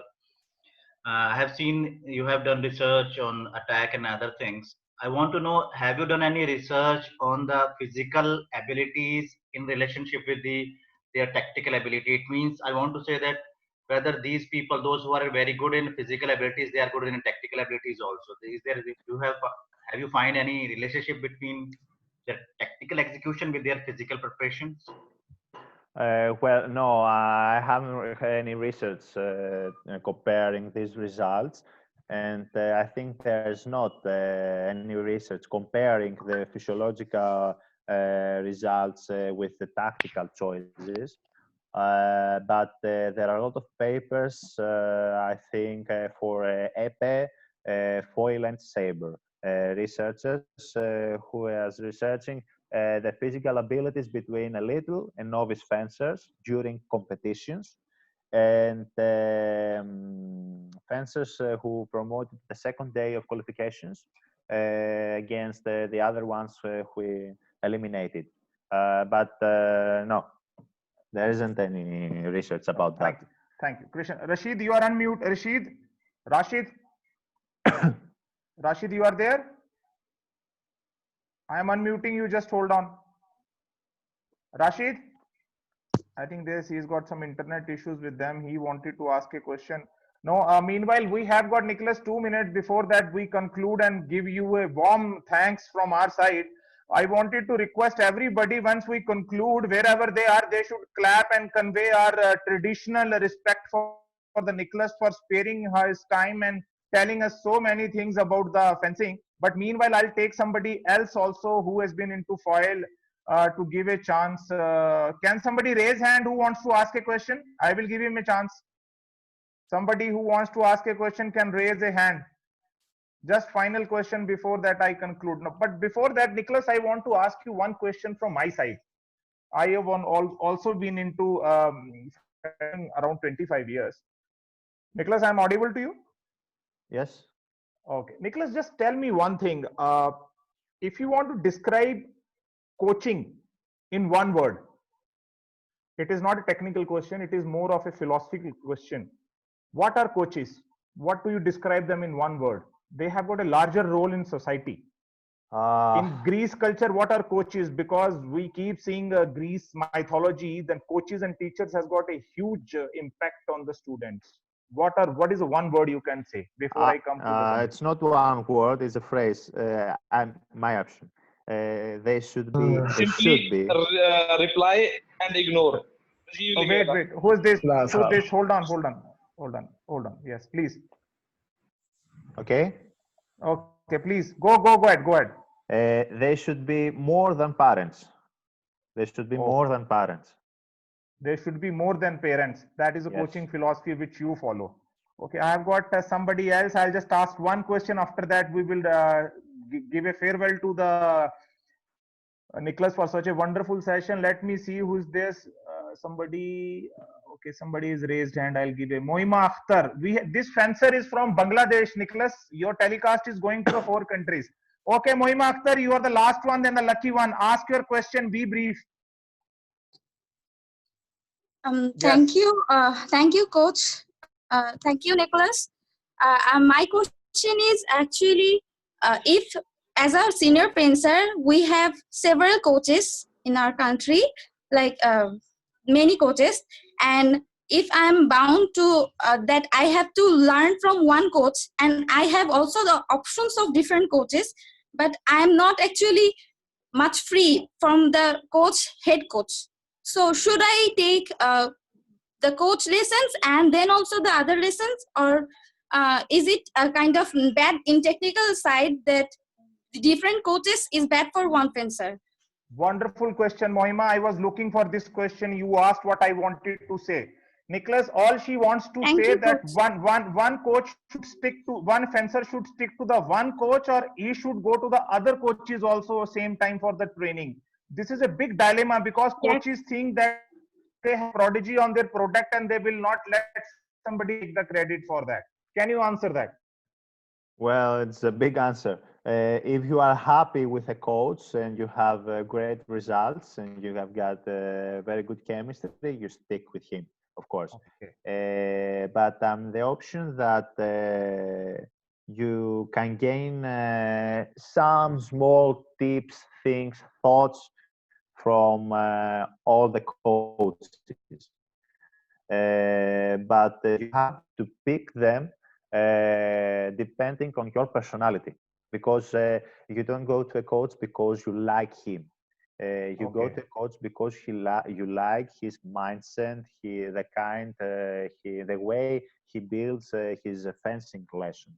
As you can see, top-level fencers nowadays, like Ray Zimboden or Chupenitz, always change coaches. They always change, but they pick the right ones depending on their personality. No, Nicholas, just one thing. I'll just give chance to somebody else also. He has been just messaging me. Jijonidhi, I'm coming to you. But Nicholas, tell me, what is the importance of recreational games in fencing training in a week, and how often you should do recreational games, and what are recreational games one should do? After that, I come to Jijonidhi, the last question. Yeah. Recreational game with what meaning? I'm sorry. Like you do a cross training. Sometime you take fencers for a game of football, for a game of in the weekly training program. There is a study from a researcher from Oslo, I think, that yes, they will be. It has been done this week, I think. That they say about this dilemma about sticking to one sport in very young age.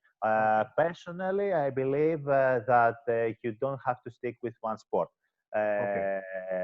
But because you will build some other technical abilities or some kind of mindset, like it says, that will help you. They will help you to grow up, to be a high-level fencer.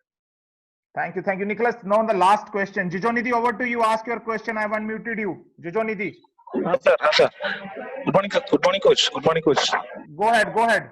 Sir, my question is, like equal fencers are playing in a finals. Like the score will be 11 all, 12 all, 13 all, 14 all, and their pressure will be more, emotion will be down. They will be down. And can you tell some tactical situation to overcome that?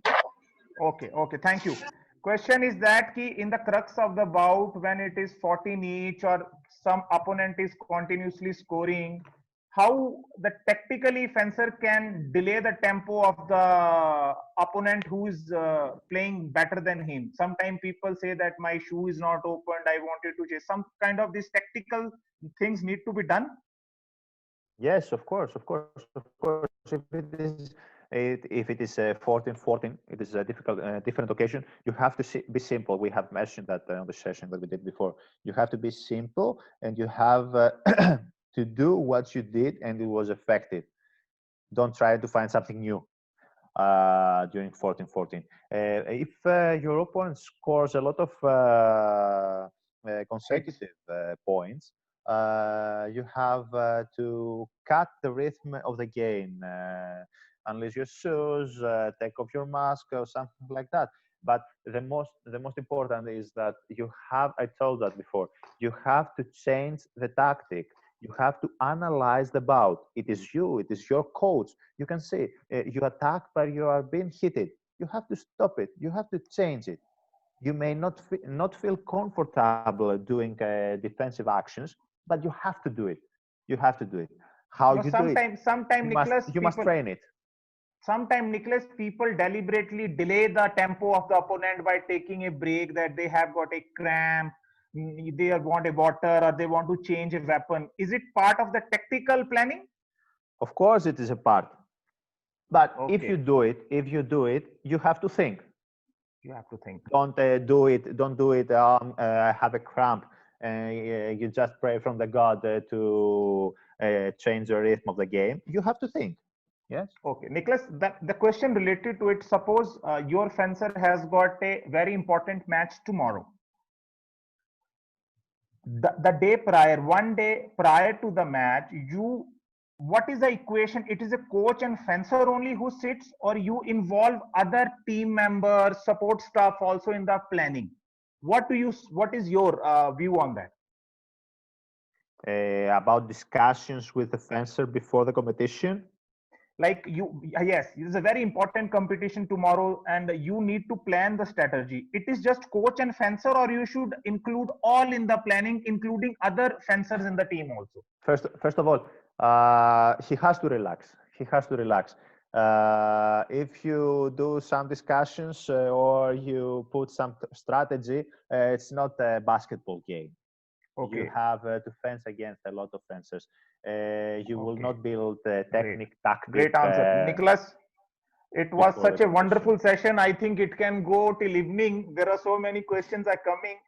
But as our president, Shri Rajiv Mehta, personally called up Mr. Emmanuel, who's also from Greece, the General Secretary of FAI. So he recommended your name, and I am 100% thankful to my president and Secretary FI that he recommended as the best person who I personally feel can help us build our domestic coaching education system and domestic circuit. At my level, I promise you, I will definitely recommend to the higher authorities to have certain more sessions with you. And later on, I will come on a WhatsApp with you and we'll talk about it. I wanted to request everybody to clap for Nicholas for 10 seconds and then please in a traditional Indian way, convey our greetings to him. Please start clapping. And please, please, thank you, Nicholas. This is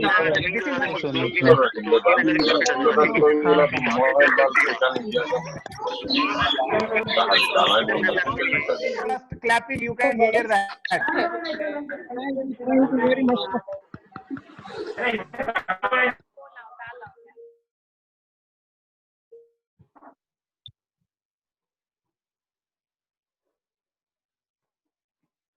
For me, it was in fact, new learning in life. And thank you very much. And we hope to see you again. And please take care in this COVID-19. And it was a great, we not got a coach, but I got a friend also in you. And thank you very much. I'll stay in touch and you can use last 1 minute to convey your feelings. I've unmuted you. Thank you. Well, it's me to thank you. It was a nice pleasure, nice questions. Nice Okay. audience. It was I was very pleased to give you my kind of mindset and tactical analysis on foil fencing, and really I hope this to be continued. It was a real pleasure for me. Thank you, Nicholas. Thank you very much, and God bless you. Take care. We will stay in touch. Thank you very much. All of you are requested to log out. Tomorrow we have a class on nutrition. Be logged in at 10 o'clock. Thank you, Nicholas, once again. Thank you, all of you. Bye bye.